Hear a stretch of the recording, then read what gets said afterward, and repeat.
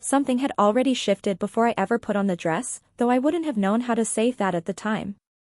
I woke on my 26th birthday with the dull, uneasy sense that I'd stepped into a day that would matter more than most, not because I expected anything special, but because my body felt alert in a way my mind hadn't caught up with yet. The apartment was quiet except for the muted hum of traffic outside and the steady rhythm of Emily's breathing beside me. Her hair lay across my shoulder, familiar and grounding, and for a moment I let myself believe that whatever that feeling was, it would pass. Birthdays had stopped feeling like milestones years earlier.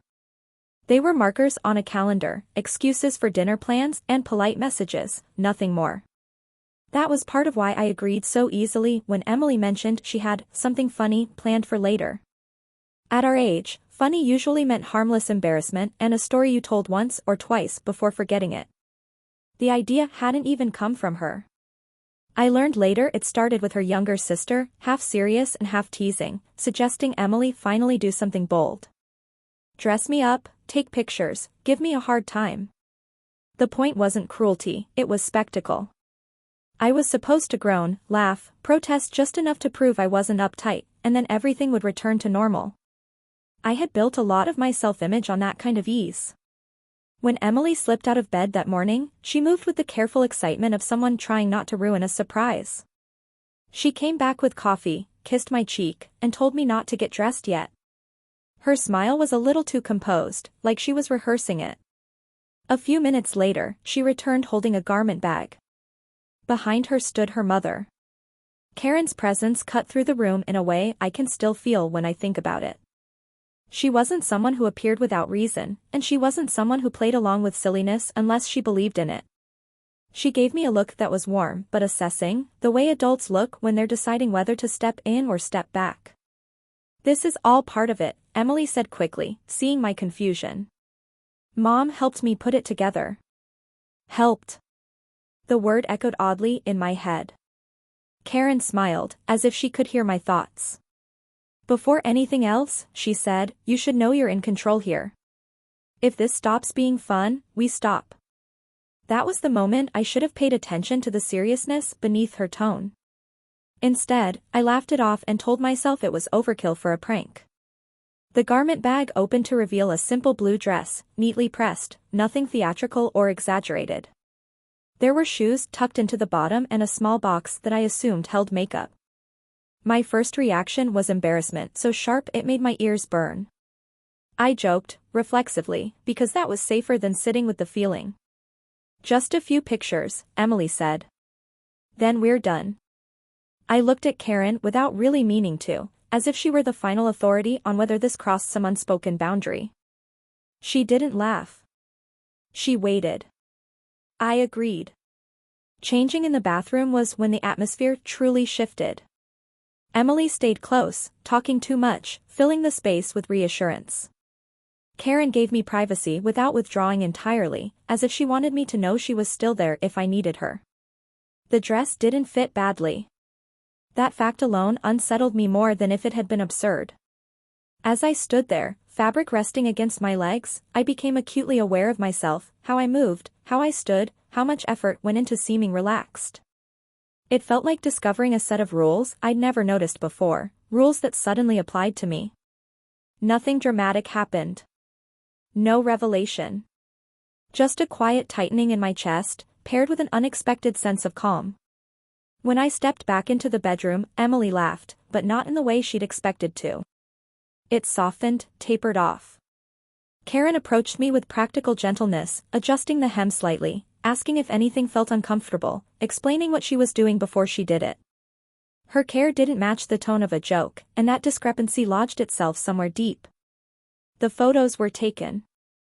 They were harmless, smiling, forgettable on the surface. Emily seemed satisfied. The prank, as far as she was concerned, had landed. But Karen watched me watching myself in the mirror. "Sometimes," she said quietly, "play shows us things we didn't know we were ready to see. That doesn't mean you have to decide anything today."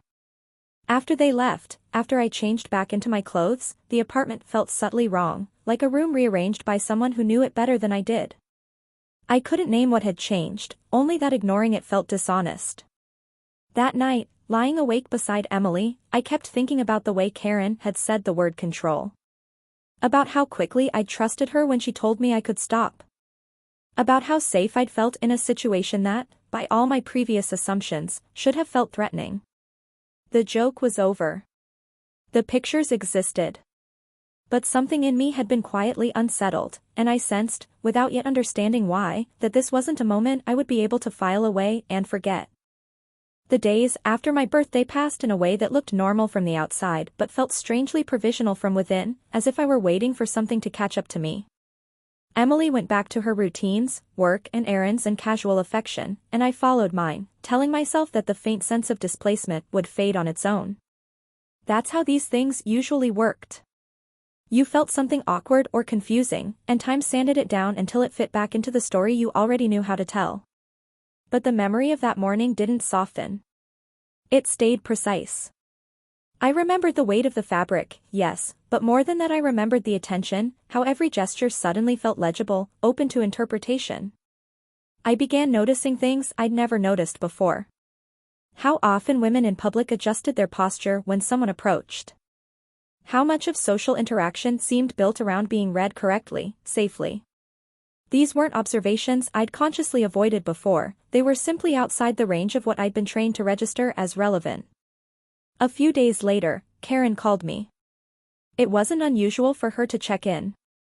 What was unusual was the care with which she framed the call, as if she were asking permission to speak about something that might matter more to me than it did to her. She asked how my birthday had been, how work was going, whether Emily and I were doing well. Only then did she say, "I wanted to make sure you were okay, after the other day." I could have laughed it off. I almost did. Instead, I hesitated, and that hesitation felt like an admission. "I'm fine," I said, because that was true in the narrow sense. "Just thinking." Karen didn't rush to fill the silence. She let it exist. When she spoke again, her voice was careful but not cautious. "I hope you know I wasn't trying to push you into anything. I've seen people hurt by that. But I've also seen what happens when curiosity gets treated like something shameful." That word again, curiosity. It landed differently when she said it. Less like a threat, more like a neutral fact. She told me, then, something she hadn't shared before. About her years working as a school counselor.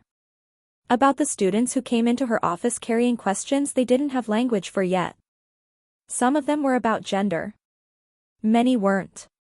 What they all had in common, she said, was the fear that asking would cost them something: respect, belonging, love. "I don't know what that day meant to you," she said. "It might mean nothing at all. But if it meant something, I wanted you to know you're not alone with it." After we hung up, I sat on the couch for a long time, phone still in my hand, trying to understand why the conversation unsettled me more than the prank itself. Karen hadn't suggested anything. She hadn't named me. She had simply created space, and in doing so, she'd made it harder to pretend there was nothing there. Emily noticed my distraction before I was ready to talk about it. She asked if something was wrong, and I told her the truth as far as I understood it, that I was thinking more than usual, that I felt slightly off balance, that I didn't quite know why. She accepted that answer, though I could tell it made her uneasy. Uncertainty does that to people. It invites interpretations they don't control. What I didn't tell her, not yet, was that I had begun replaying small moments from my past with new attention. Times I'd felt inexplicably drawn to certain aesthetics, certain roles, certain ways of being seen. None of these memories were dramatic. That was the point. They'd been easy to dismiss individually. Together, they formed a pattern I wasn't sure how to read. One evening, alone in the apartment, I found myself opening the closet where the dress had been hung temporarily before Karen took it home. It wasn't there anymore, but the act itself startled me. I wasn't looking for the dress. I was checking whether I wanted to. That realization forced a kind of honesty I wasn't used to practicing. Wanting, I'd been taught, was something you justified after the fact. Here, there was nothing to justify. Just an impulse and the question of what to do with it. I didn't act on it. Instead, I paid attention. I noticed how the idea of being seen differently both frightened and steadied me. How imagining myself stepping outside familiar categories made me anxious about how others would react, but oddly calm about myself. That contrast mattered, even if I didn't yet understand why. Karen and I spoke again a week later, this time in person. She invited me for coffee, just the two of us. The conversation stayed practical. She talked about boundaries, about experimentation versus identity, about the difference between exploration and obligation. She emphasized, repeatedly, that no one owed anyone else a conclusion. What matters, she said, is whether you're being honest. Not brave in the dramatic sense. Just honest. That word, honest, stuck with me. It reframed the whole situation. This wasn't about labels or declarations. It was about whether I was willing to admit to myself that something inside me was asking to be acknowledged. I went home that day with no answers, but with a clearer sense of responsibility. Whatever I chose to do, or not do, would shape how I related to the people I loved. Avoidance wasn't neutral. Silence carried its own consequences. Lying in bed that night beside Emily, I realized that the prank hadn't changed me. It had revealed the cost of not paying attention. And once you notice that cost, you can't unknow it. By the time I accepted that I couldn't think my way back into the person I'd been before my birthday, I was already living differently, though no one else could have named how. From the outside, my life still followed its familiar lines. I went to work, answered emails, made plans for weekends. But internally, everything now passed through a new filter. Not is this acceptable? But is this honest? That question didn't offer comfort. It offered friction. Honesty, I was learning, wasn't a confession you made once. It was a practice, and like any practice, it demanded repetition and restraint. There were days I wanted to rush toward some clear declaration just to relieve the pressure of ambiguity. There were other days I wanted to bury the whole thing under routine and responsibility. Neither impulse felt particularly mature. Both felt like ways of avoiding the harder work of listening. I started small. So small it felt almost silly. I paid attention to my reactions in public spaces.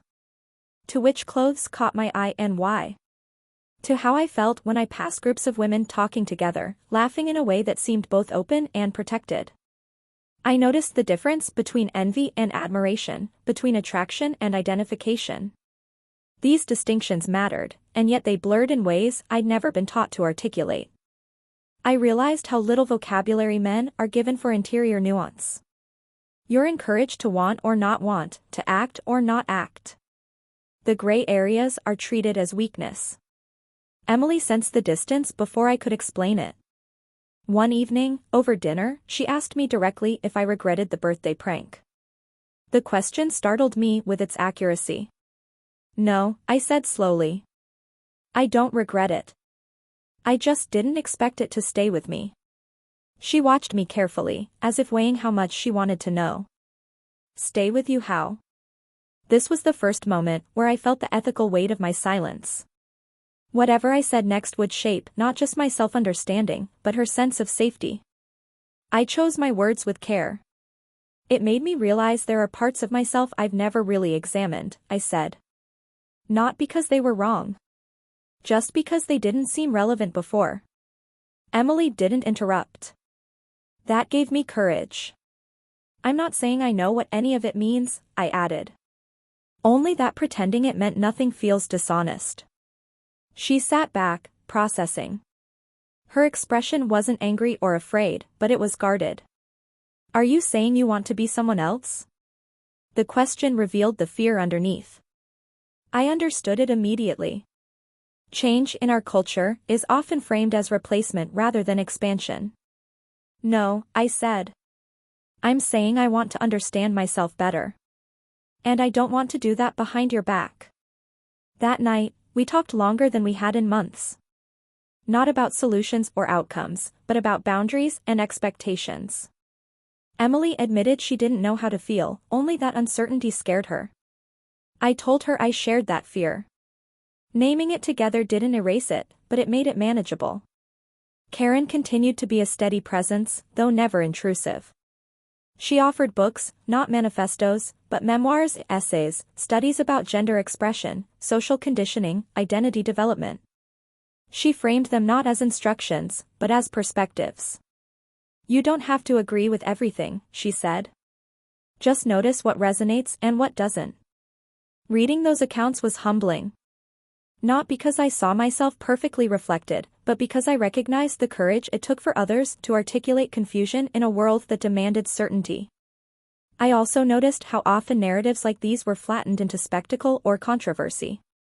The reality, as always, was quieter and more complex. One afternoon, alone in the apartment, I made a deliberate choice. I ordered a piece of clothing online. Nothing dramatic. Something simple and neutral in design. When it arrived, I didn't put it on immediately. I let it sit, allowing myself to feel the full range of anticipation and doubt without acting on either. When I finally did try it on, I stood in front of the mirror not to evaluate how I looked, but how I felt. The sensation wasn't euphoria. It was recognition. Subtle, grounding, like aligning a picture that had been hanging slightly crooked for years. I also felt exposed, vulnerable to judgment even though no one else was there. That duality, the comfort and the risk, felt important. I took the clothing off and folded it carefully. This wasn't about inhabiting a new role full-time. It was about granting myself permission to explore without shame. Emily noticed the package later that week. I told her the truth before she could ask. The conversation was difficult, but it was also respectful. She asked what I needed from her. I told her I needed time and honesty, not endorsement or reassurance. She asked for the same. What surprised me most in the weeks that followed was how this internal work changed my external behavior. I listened more carefully. I spoke less defensively. I became aware of how often men, myself included, took up space without noticing. Understanding vulnerability from the inside recalibrated my sense of responsibility toward others. I hadn't changed my name. I hadn't changed my pronouns. I hadn't made any public declarations. And yet, I was no longer the same person who'd woken up on his birthday expecting a forgettable day. The transformation wasn't visible, but it was real, measured in the choices I made to stay present rather than retreat into certainty. By the end of that month, I understood something essential: exploration wasn't a betrayal of who I'd been. It was a commitment to becoming someone more honest, more empathetic, more accountable for how my inner life shaped the outer one. What unsettled me most as the weeks turned into months wasn't the exploration itself, but how quietly it integrated into my life once I stopped treating it as an emergency. I had expected self-examination to feel disruptive, to demand visible upheaval, but instead it unfolded the way weather does, gradually, almost imperceptibly, until you realize the air has changed and you're breathing differently than before. I became aware of how often I'd been performing certainty for other people. Not lying, exactly, but smoothing over ambiguity so no one would feel inconvenienced by my questions. That performance had always felt like maturity. Now I saw it as a kind of avoidance, a way of outsourcing discomfort rather than sitting with it. The realization didn't make me proud. It made me more careful. At work, for example, I noticed how rigidly gendered expectations shaped even mundane interactions. Who was expected to take notes?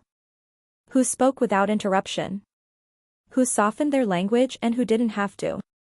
These weren't revelations. I'd known these dynamics existed, but understanding them from a more personal angle made them harder to ignore.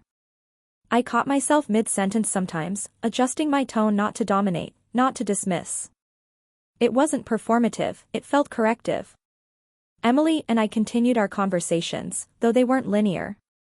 Some nights were open and reflective, others tense and halting. She admitted, eventually, that part of her fear came from imagining how others might see her if my exploration became visible.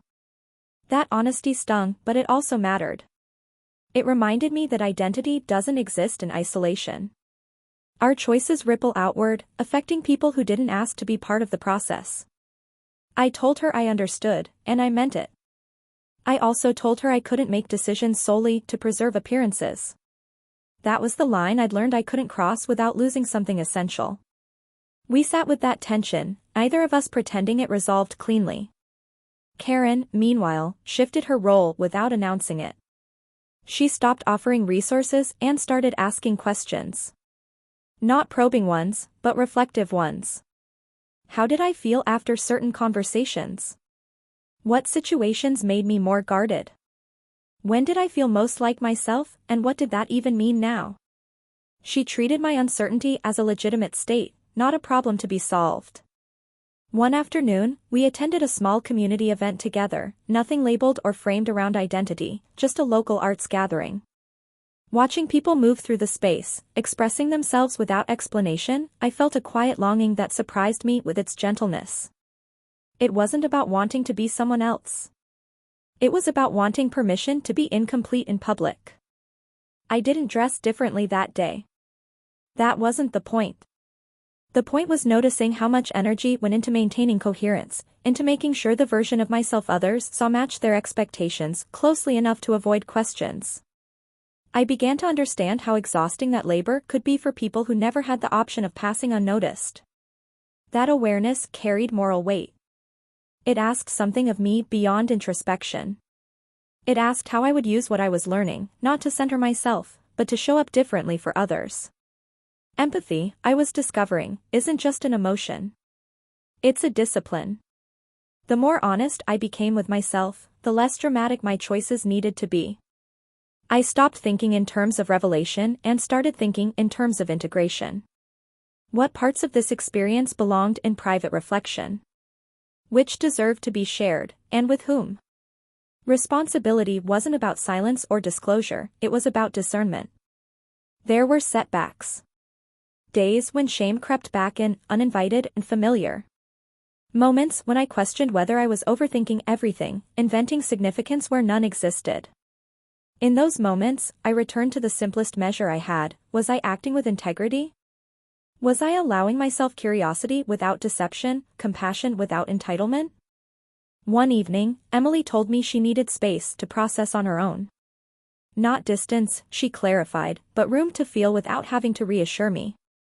Granting that space was one of the hardest choices I made, because it meant accepting that my growth might cost me comfort. I agreed anyway. Accountability sometimes looks like letting go of control.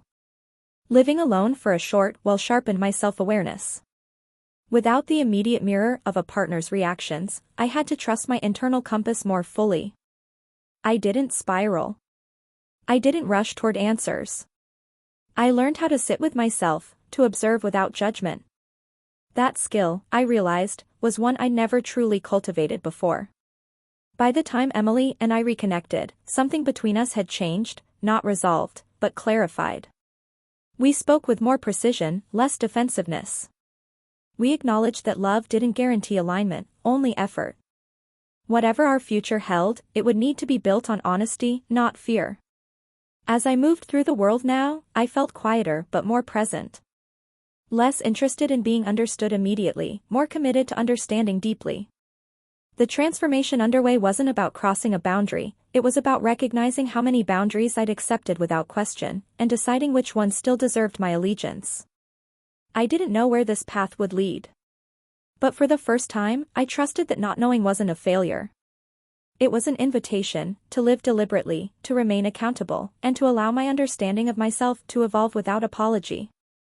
By the time I understood that there would be no single moment of arrival, no clean sentence that explained everything to myself or anyone else, I had already changed in ways that felt irreversible. Not dramatic, not visible in the mirror unless you knew what to look for, but embedded in how I moved through ordinary days. The urgency I'd felt early on, the pressure to figure it out, had softened into something steadier. What replaced it wasn't certainty, but trust. Trust that I could remain open without losing myself. Living alone, even temporarily, created a kind of ethical silence. There was no one to perform reassurance for, no one whose reactions I needed to manage in real time. That silence forced me to confront which of my thoughts were actually mine and which had been shaped by anticipation of judgment. I realized how often I'd edited myself preemptively, trimming curiosity before it could inconvenience anyone. Without that reflex, my inner life grew quieter and clearer at the same time. I developed rituals, not dramatic ones, just intentional pauses. Time set aside to reflect, to read, to write thoughts I never planned to share. Writing became especially important. On the page, I didn't have to resolve contradictions. I could place conflicting feelings side by side and let them coexist without explanation. That practice taught me something fundamental: coherence is not the same as honesty. Sometimes honesty looks fragmented because human experience is. I also began to notice how easily stories like mine are misunderstood, not maliciously, but simplistically. People want a trajectory, confusion to clarity, questioning to declaration. That arc is comforting because it suggests resolution. But my experience resisted that shape. What I was learning wasn't what I was, but how I related to myself. And that relationship, like any other, required patience, boundaries, and care. Karen and I spoke less frequently, but when we did, the conversations felt deeper. She no longer framed things in terms of gender at all. Instead, she asked about responsibility. About how I treated uncertainty. About whether I was allowing fear to masquerade as prudence, or desire to masquerade as destiny. Her questions didn't push me forward, they anchored me. One afternoon, while walking through a crowded public space, I became acutely aware of how differently I now read social tension. I noticed the way some people scanned their surroundings constantly, how others moved with guarded efficiency, how visibility itself could be a risk. This wasn't abstract empathy. It was embodied understanding, born from the knowledge that being seen is not a neutral experience for everyone. That awareness changed how I occupied space. I yielded more. I listened longer. I spoke with intention rather than reflex. Emily and I eventually sat down for what felt like the most honest conversation of our relationship. Not because it resolved everything, but because we stopped trying to protect each other from discomfort. She admitted that she didn't know if she could grow in the same direction I was growing. I admitted that I couldn't promise to stop growing where I was. There was grief in that recognition, but also respect. We were no longer negotiating illusions. We didn't break up that day.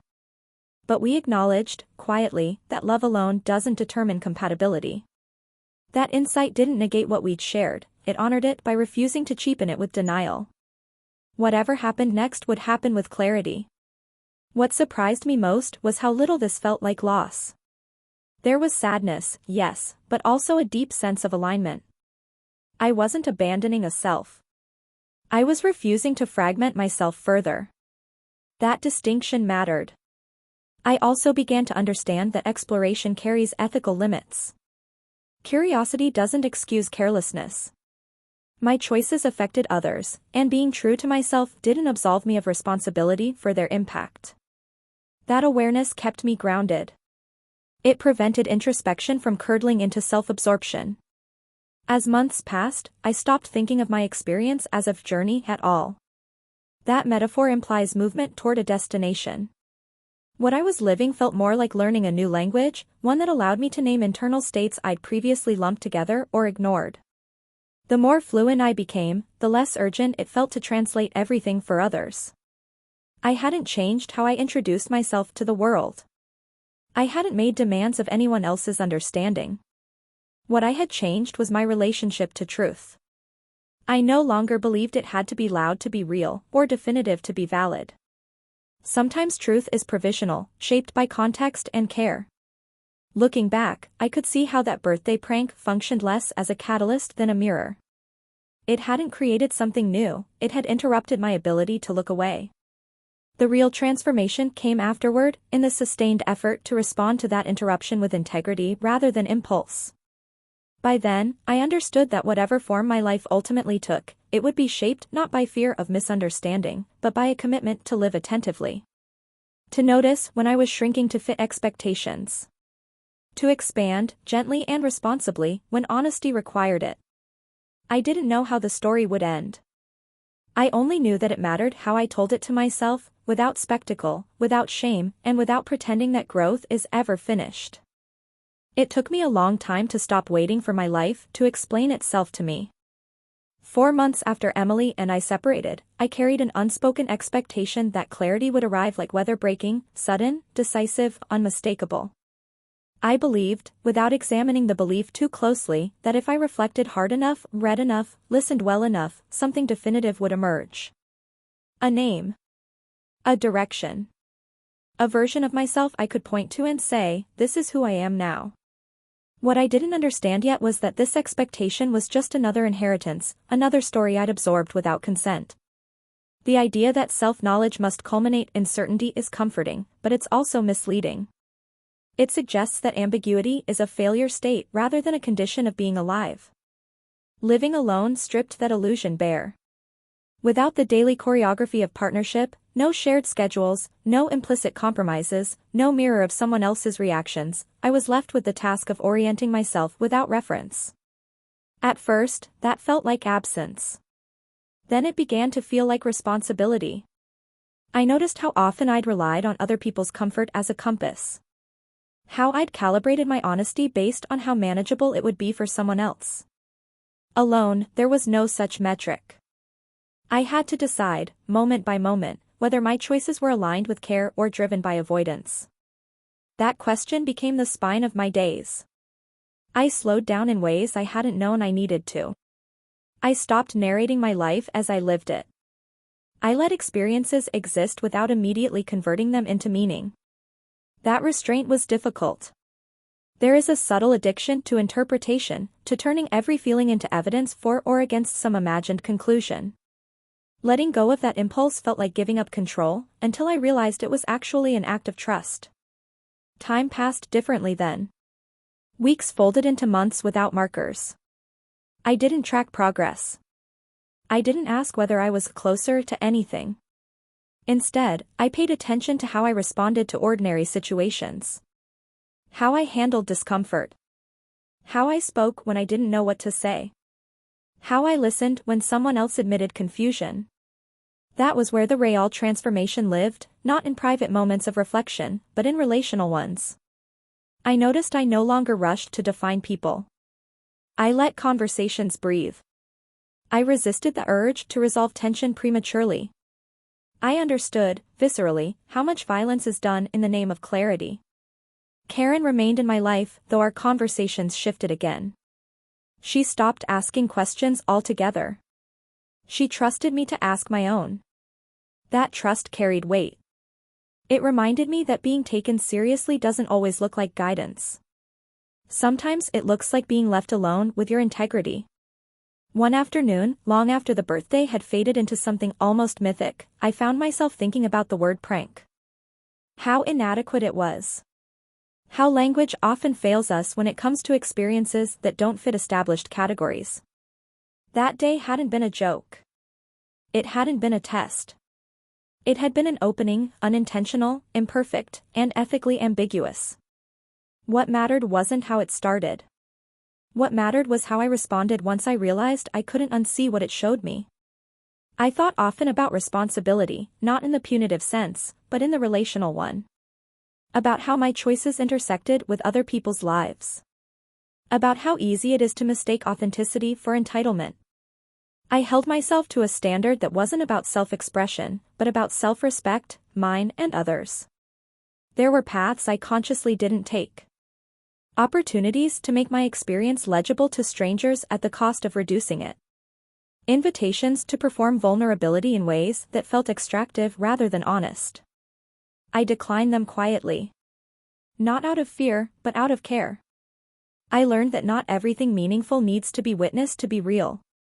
Over time, the internal alignment I'd been cultivating began to manifest externally in subtle ways. I chose work that valued reflection over posturing. I gravitated toward friendships built on patience rather than projection. I felt less urgency to be understood and more commitment to understanding. I also made peace with the fact that some people would never know this part of me, and that this wasn't a betrayal of truth. Privacy, I came to believe, is not the opposite of honesty. It is often its precondition. The most profound shift came when I stopped asking myself what my experience meant and started asking how it had changed the way I treat others. That question grounded me. It prevented self-inquiry from becoming self-absorption. It reminded me that the ethical value of transformation lies not in identity, but in conduct. Years on, when I think about who I was before that morning, the man who woke up expecting nothing more than mild embarrassment, I don't judge him. I recognize him. I see how carefully he'd learned to stay within the lines, how earnestly he believed that safety came from coherence. I feel tenderness toward that version of myself, not distance. If I could speak to him now, I wouldn't offer answers. I would offer reassurance, that uncertainty doesn't dissolve you, that curiosity doesn't obligate you to abandon yourself, that growth doesn't always announce itself with change you can point to. The truth is, my life didn't split into before and after. It deepened. And in that deepening, I learned something that continues to guide me, that the most ethical thing you can do with an unexpected opening is not to rush through it, not to dramatize it, and not to deny it, but to stay present long enough to let it teach you how to live with greater care. That is what I am still doing. And that, finally, is enough.